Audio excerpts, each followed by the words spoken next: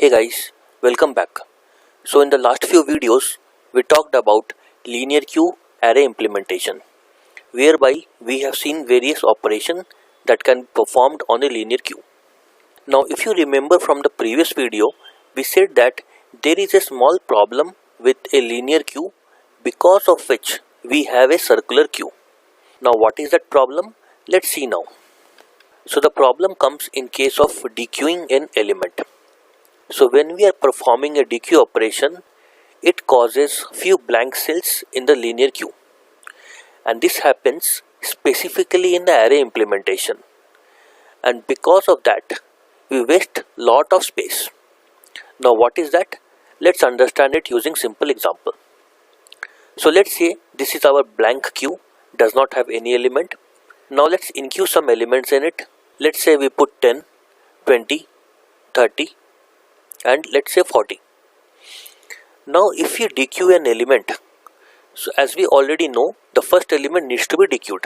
So first element is 10, we will dequeue it. Now the top of the queue will point to this cell. So now you see that there is a problem in this cell. The problem is we have deleted the value from this cell and we have skipped to the next cell. That means we are not going to use this cell anymore. So in case of an array where we have limited space, if we start avoiding or neglecting some of the cells, then it is not a good implementation, because very soon we will find ourselves out of memory. Let's see how.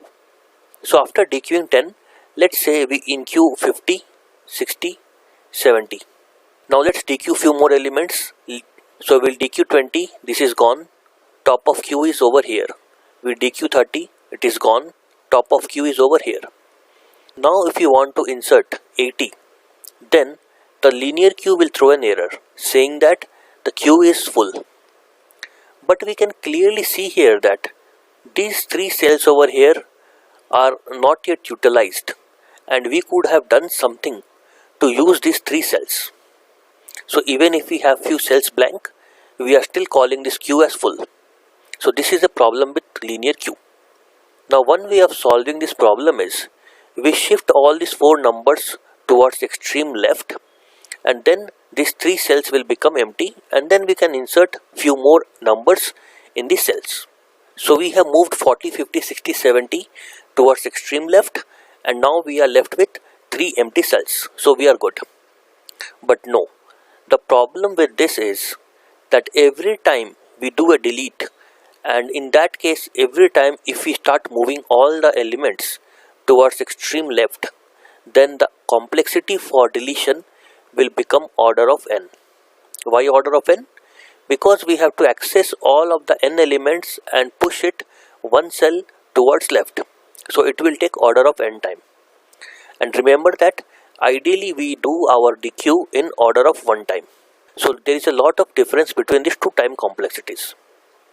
So what we can do here is we can implement our queue in little more smarter way, such that we don't have to move all these elements towards left, and also we can use these three unused spaces as well. How we will do that? This is where the circular queue comes in picture. Circular queue helps us in doing all this in order of one time. How it is done? Well, let's see. So creation of a circular queue is very similar to what we have done in linear queue. That is, we simply take size from the user, we create a blank array of the same size, and then we initialize two variables, top and start, with -1, and we are done.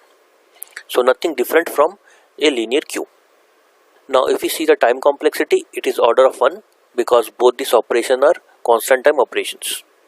Space complexity is order n because we have created a blank array of size n. So no differences till now. Now when it comes to the next operation, that is enqueue and dequeue of queue, we will see some differences between circular queue and a linear queue. So let's see that in the next video. Thanks for your time. See you in the next video.